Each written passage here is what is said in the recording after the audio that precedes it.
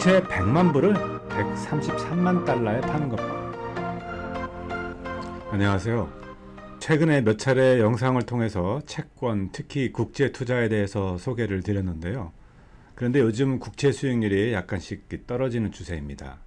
이번 주에 발표된 소비자 물가, 또 도매 물가, 생산자 물가가 각각 모두 떨어졌습니다. 이 중에서 가장 결정적인 건 10월달 소비자 물가, 즉 CPI 통계가 아주 좋게 나왔기 때문입니다. 이렇게 물가가 잡히니까 채권 이자도 떨어지고 안정화될 것이라는 말이 나오고 있습니다. 인플레이션이 좀 꺾였으니까 앞으로 채권 금리가 계속 떨어져 있을까요? 결론부터 말씀드리면 앞으로 채권 금리는 매우 변동적이다. 그래서 현재도 매력적인 투자 타이밍이지만 앞으로 더 좋은 기회가 있을 수 있다고 봅니다. 오늘 영상에서는 이렇게 판단하는 근거와 그리고 향후 전망, 또 그렇다면 채권 투자를 과연 어떻게 해야 할지 그 방법과 전략에 대해서 말씀드리겠습니다. 그리고 한 가지 더 있는데요. 지난 수개월 동안 인플레이션에 연동된 채권, 즉 아이세이빙 본드를 저도 소개해드려서 관심을 많이 받았는데요. 이제는 정리할 시점이 다가오고 있다, 이렇게 말씀드릴 수 있겠습니다. 아이세이빙 본드의 엑짓 플랜을 염두에 두셔야 할 것 같습니다. 이에 대해서도 끝부분에 간략히 추가 말씀드리겠습니다. 채권에 대해서 말할 때 한 가지 혼돈하기 쉬운 걸 먼저 정리하고 시작해야 될 것 같습니다. 채권은 구입할 때 확정이자가 있습니다. 이 확정이자를 수익률이라고 부릅니다. 수익률은 채권에 투자하는 사람이 많으면 많을수록 경쟁이 심해지니까 수익률은 떨어지게 되고 가격은 거꾸로 올라가게 됩니다. 대개는 경기가 안 좋을 때 채권이 수요가 몰리게 됩니다. 이때는 안전한 국채로 투자자들이 몰린다는 겁니다. 이렇게 수익률과 채권 가격은 반비례합니다. 채권 투자의 가장 큰 매력은 만기까지 보장하는 확정 수익과 또 만기 이전의 매매 차익을 동시에 노릴 수 있다는 점입니다. 먼저 미국 국채의 최근 수익률 트렌드 현황입니다. 그래프를 보시면 3개월부터 10년 만기까지 기간을 가리지 않고 최근에 모두 꺾이고 있습니다. 국채 금리는 올 초 거의 0%에 가까운 수준에서 4% 중후반까지 올라왔습니다. 올 초부터니까 1년도 채 안 된 기간에 수십 배가 올라간 겁니다. 이 과정에서 우리가 모르는 국채 시장의 위기가 여러 차례 있었습니다. 이런 위기의 첫 번째 원인은 뭐니 해도 기준금리의 상승입니다. 기준금리가 올라가면 특히 만기가 짧은 단기 국채 금리는 곧바로 올라갑니다. 이걸 결정하는 기준금리는 잘 아시다시피 현재 인플레이션과 크게 연관이 되어 있습니다. 인플레이션이 잡히지 않으면 금리 인상을 그치지 않겠다는 게 연준의 기조입니다. 그리고 터미널 레이트, 즉 최종 금리가 5%를 넘을 걸로 암시하면서 그 유지하는 기간도 생각보다 길게 잡겠다고 지난 FOMC 공개시장위원회에서 밝혔습니다. 하지만 지난주 발표한 것처럼 다행히 인플레이션 지수 CPI 인덱스가 예상보다 크게 떨어졌습니다. 물가를 잡기 위해 금리를 올리는데 물가가 떨어졌다고 하니까 희소식이 아닐 수 없겠습니다. 덕분에 금리 인상이 완화될 거라는 기대감이 가득해서 주식시장과 채권시장이 모두 활기를 띠었습니다. 당일날 주식은 하루 상승폭으로는 10여 년 만에 최고치를 기록하기도 했습니다. 그렇다면 물가는 앞으로 어떻게 될까요? 지난주 발표된 CPI 보고서를 잠깐 같이 살펴보도록 하겠습니다. CPI 지수는 헤드라인과 코어 지수 이렇게 두 가지로 분류해서 구분하는데요. CPI 헤드라인 지수는 쉽게 말해서 우리가 알고 있는 일반적인 인플레이션 통계 지수임. 반면에 아래쪽에 있는 항목만을 통계로 하는 걸 코어 인덱스, 근원 물가 지수라고 합니다. 이건 가격 변동이 심한 에너지와 식품류를 제외하고 통계를 잡은 겁니다. 정부가 통화금리 정책을 정할 때는 이걸 주로 참고하고 있습니다. 분야별로 보면은요, 최근 7개월 동안 매달 월간 변화의 추세가 여기 있고요. 맨 끝에 있는 게 전년 동기 대비, 즉 1년 동안의 물가 변화 추세 통계입니다. CPI 7.7%라는 건 전체 항목을 평균 냈을 때 지난 1년 동안 7.7%가 올랐다는 건데요. 이 평균치보다 적게 올라간 게 이번에 꽤 많았었습니다. 표 아래쪽에 있는 소비재, 또 자동차, 의류 등이 모두 오름세가 크게 꺾였습니다. 반면에 쉘터, 즉 주거 렌트 비용이 여전히 높은 걸로 나와 있습니다. 또 메디칼 서비스, 의료 서비스 분야에서도 각각 상승세가 여전한 걸로 나왔습니다. 하지만 이 중에서 주거 렌트 비용은요, 떨어진 집값이 이제 곧 지수에 반영될 거라는 건데요. 이 쉘터, 주거 렌트 비용은 전체 CPI 통계의 30%를 차지하는 가장 큰 요인입니다. 그래서 앞으로 물가 상승률을 낮추는 데 큰 역할을 할 걸로 보입니다. 또 메디컬 서비스는 메디케어 비용이 큰 비중을 차지하는데요. 이 중에서 지난 10월에 연장 계약이 끝났다고 합니다. 그래서 앞으로 1년간은 추가적으로 상승할 요인은 거의 없을 걸로 보여집니다. 따라서 연준이 중요하게 보는 코어 인덱스, 즉 근원 CPI 물가의 경우는 상승세가 완전히 꺾였다고 분명하게 말할 수 있겠습니다. 그러면 이렇게 물가가 내려가고 잡히고 있으니까 금리도 바로 내려갈까요? 네, 내려가기는 하겠지만 아직도 갈 길이 너무 멉니다. 그 사이에 반전이 언제든지 일어날 수 있다는 겁니다. 첫 번째 근거로는요, 연준의 물가 상승 타겟이 2%입니다. 현재 7.7%인데 그 차이, 그 폭이 너무 큽니다. 그래서 시간이 얼마나 걸릴지 단언하기가 매우 어렵습니다. 그나마 이걸 판단하는 지표로는 기대 인플레이션이라는 게 있습니다. 뉴욕 연방은행에서 집계 발표하고 있는 건데요. 이거에 따르면 1년 뒤에 5.9%, 3년 뒤에 3.1%, 그리고 5년 뒤에 가서야 2.4%, 즉 2%로 물가 상승이 줄어들 걸로 예상하고 있습니다. 이걸 기준으로 본다 그러면 연준이 목표하는 2%의 물가 상승은 앞으로 5년 이상이 걸린다는 뜻이 되겠습니다. 그런데 물가가 천천히 떨어지는 데 비해서 금리가 갑자기 올라갈 요인들은 아직도 많이 남아 있습니다. 두 번째 근거가 되겠는데요. 채권 공급은 너무 많은 반면 수요는 너무 적다는 겁니다. 2008년 글로벌 금융위기 때 경기 침체를 막겠다고 저금리 정책과 재정 확장을 했는데요. 그 와중에 코로나 팬데믹이 터졌습니다. 팬데믹 기간 중에 신규 국채 발행이 너무 많았습니다. 2020년 상반기에 발행한 신규 국채만 해도 3조 달러가 넘습니다. 반면에 최근까지 채권 수요는 늘어난 게 아니라 오히려 줄어들고 있는 상황입니다. 10년 전만 해도 전체 미국 국채의 절반 정도를 외국에서 사들였습니다. 지금은 해외 국가들의 미국 국채 보유 비중이 퍼센테이지가 크게 줄어들었습니다. 2010년부터 2014년까지 50% 내외를 차지했더랬는데요. 그 비중이 점점 떨어지다가 현재는 30% 정도에 불과합니다. 특히 중국이 많이 줄여놓았습니다. 2019년부터는 결국 중국이 아니라 일본이 미국 국채를 가장 많이 보유한 나라로 바뀌었습니다. 어쨌든 이 두 국가, 중국과 일본 이 두 나라가 올 들어서 미국 채권을 계속 팔고 있습니다. 미국 국채에 대한 신뢰도가 떨어진 것도 있지만 환율 방어가 시급하기 때문입니다. 외환 보유고를 줄여서 엔화와 위안화 가치를 보존시키고 있습니다. 외환 보유고의 90%는 미국 국채입니다. 그만큼 국채 시장의 공급이 늘어나게 됩니다. 이 그래프는 올해 8월 말까지만 나온 건데 보시다시피 일본의 미국 국채 보유량은 올해 꾸준히 줄어들고 있습니다. 1년 새 약 2,500억 달러가 줄은 걸로 나옵니다. 해외 국가 다음으로 미국 국채를 많이 보유하고 있는 건 연방준비제도 이사입니다. 과거에 연준의 국채 보유량은 정말 미미했는데요. 팬데믹 이후에 보유량이 엄청나게 늘어났습니다. 연준이 보유하고 있는 국채는 연준의 자산으로 분류가 됩니다. 이게 문제가 되고 있는 겁니다. 연준의 채권 자산을 한번 보겠습니다. 2020년에 2조 정도였는데요. 코로나 팬데믹 이후로는 5조 달러. 여기에 MBS 모기지 채권까지 포함하면 총 6조 달러에 육박하고 있습니다. 총 자산 9조 정도에서 한 70% 정도가 미국 국채가 되겠습니다. 연준의 자산이 늘어나면서 문제가 되는 것은 어닝이 줄었다는 겁니다. 연준도 하나의 회사처럼 운영되고 있습니다. 그래서 수지타산이 맞아야 되는데 연준이 자산으로 보유하고 있는 포트폴리오가 아까 보신 대부분 국채인데요. 이 미국 국채의 평균 수익률은 2.3%입니다. 국채 자산에서 2.3%가 연준에게 수입으로 들어오고 있습니다. 그런데 연준의 부채 중에 시중은행들이 연준에 맡겨놓은 리저브가 있습니다. 이 리저브에 대한 거를 금리를 제공해야 되는데 그동안 저금리 시대에는 1% 이자를 시중은행에 지급해왔습니다.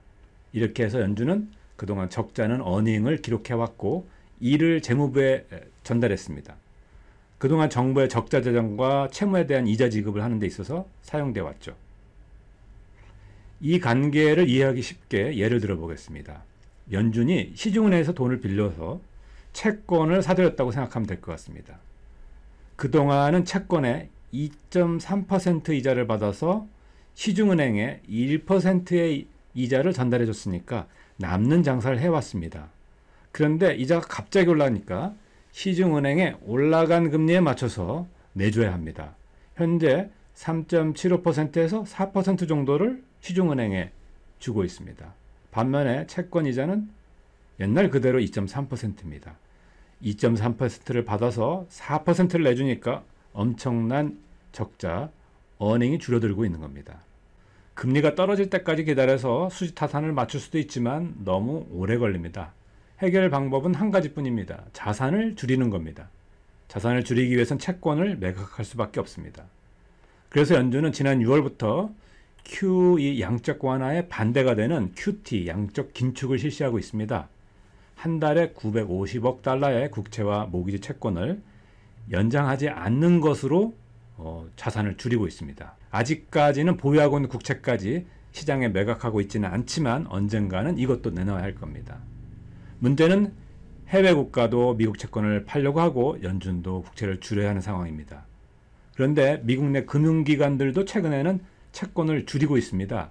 채권을 보유하고 있는 보험사와 펀드같이 기관 투자가들은 폭락한 국채를 내놓고 이걸 매도해서 자본을 확보하려고 합니다.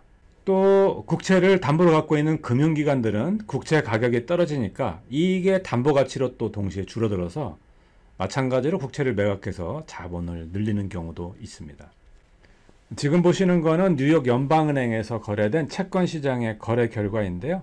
여기 텐더라고 적혀 있는 게 입찰, 즉 사겠다고 신청한 거고요. 오른쪽에 accepted가 거래된, 다시 말해서 낙찰된 겁니다. 입찰 건수에 비해서 낙찰 건수, 즉 사겠다는 사람에 비해서 팔린 건수를 우리가 응찰률이라고 부르는데 한번 보겠습니다. 2년 만기 국채를 예를 들어서 올 초에는 거의 2.8이나 2.9 정도까지니까 산발수에 가까웠습니다. 3명이 사겠다고 하면 1명꼴로 체결된 겁니다. 이게 정상적인 비율이라고 할 수 있겠는데요. 최근 10월 말 통계를 보면 겨우겨우 2배가 넘어갑니다. 응찰률이 크게 떨어진 겁니다. 이렇게 수적으로도 국채 매입이 줄어들었는데 입찰의 퀄리티도 낮은 걸로 나옵니다. 뉴욕 중앙은행의 자료 중에 북뎁스라고 하는 건데요. 이건 베스트 오퍼 프라이스로 나온 채권을 구입하는 평균적인 비율입니다.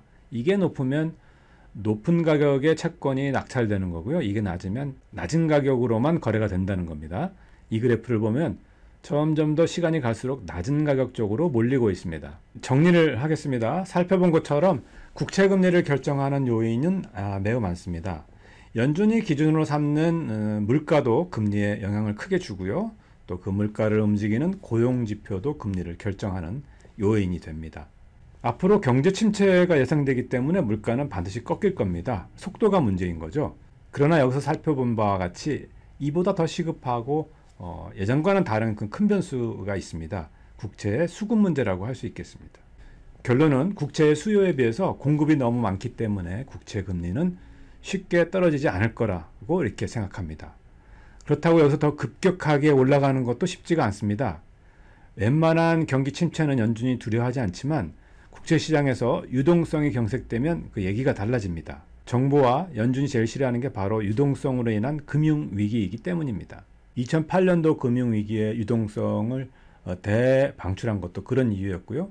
역사적으로도 1929년과 1873년 미국의 대공황들이 모두 이 금융위기에서 나왔기 때문입니다. 거창한 얘기 말고 그럼 우리 일반인들의 국채 투자에 대해서 이제 말씀을 드리겠습니다. 일반인들의 경우는 우선 장기 이자 수익을 기본으로 하시면 좋을 것 같습니다. 현재 국채 금리의 수준은 지난 10여 년 새 가장 높은 상황입니다. 이자 수익만을 노려도 나쁘지 않고요. 그리고 조금 더 어그레시브한 경우라면 장기 국채를 매입하는 걸 고려해 보시기 바랍니다.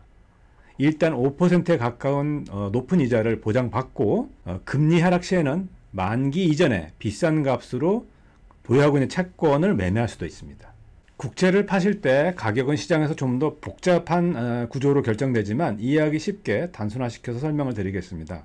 A라는 사람이 5%의 수익률로 10년 만기 국채를 갖고 있다고 가정해 보겠습니다. 그런데 1년 만에 이 국채 이자가 2%로 떨어졌습니다.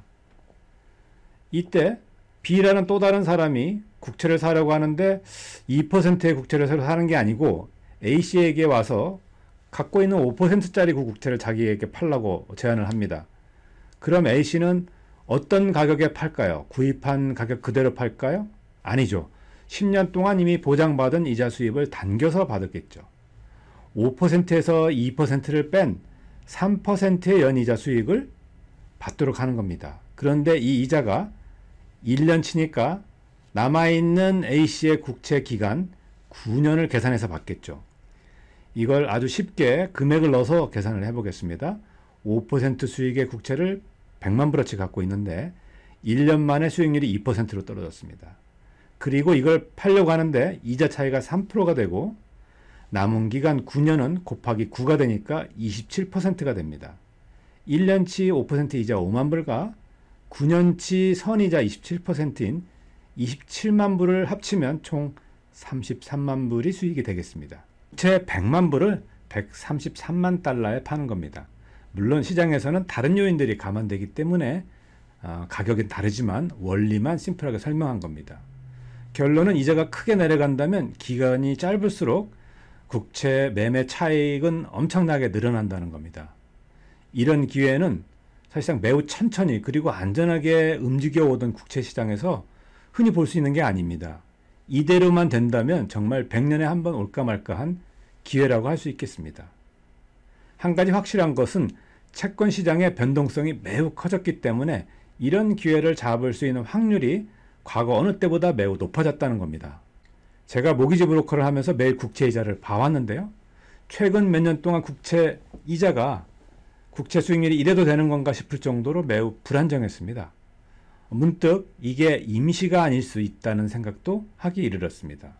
어쨌든 구조적으로 미국 국채는 수급 불균형을 해소하려면 시간이 좀 오래 걸릴 것 같습니다. 그러면 앞으로 시간도 있고 기회도 있으니까 천천히 투자해도 되겠네 이렇게 생각할 수도 있겠지만 이런 위기가 잦아지면 연준이 금리를 위하고 아래에서 묶어두는 일드 커브 컨트롤로 들어갈 수 있습니다. 현재 일본처럼요. 그러면 국채로 매매 수익을 찾기는 좀 힘들어질 수도 있습니다.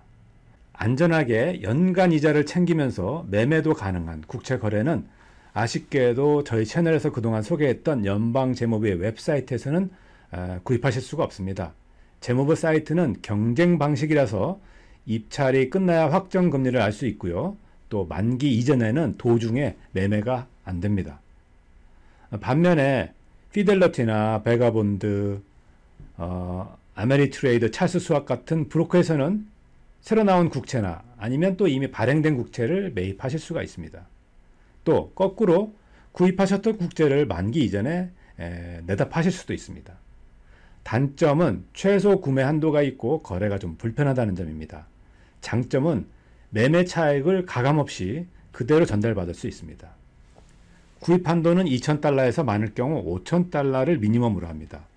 나중에 제가 기회가 되면 구입 요령도 하나씩 알려드리는 영상을 따로 한번 준비해 보도록 하겠습니다.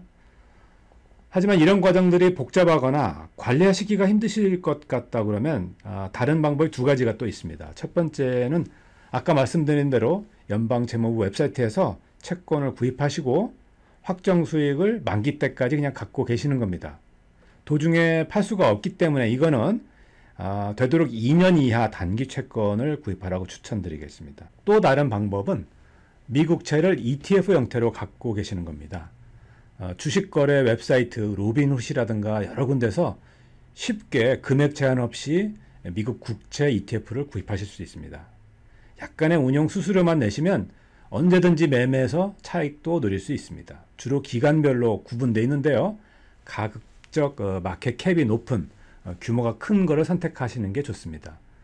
대표적인 심볼로는 SHY, TLT 등이 대표적으로 있습니다. 마지막으로 아이세이빙 본드에 대해서는요. 몇 차례 이미 말씀드렸지만 내년 5월 이후에는 인플레이션 그 요율이 더 올라가지 않을 수 있습니다. 만약 이렇게 된다고 하면 수익률이 크게 떨어질 겁니다. 5월 결정되는 이자가 내년도 5월에 결정되는 이자가 4% 이하가 된다 그러면 9.62%의 아이분들을 구입하셨던 분들은 15개월까지 채우시고 캐시아웃 하시기를 추천드립니다. 그러면 9.62% 6개월, 6.89% 6개월, 합쳐서 8.26%의 1년의 이자를 수익으로 받으시는 거고요. 이에 대해서는 곧 별도의 영상으로 설명을 드리겠습니다. 긴 시간 동안 시청해 주셔서 감사드립니다. 감사합니다.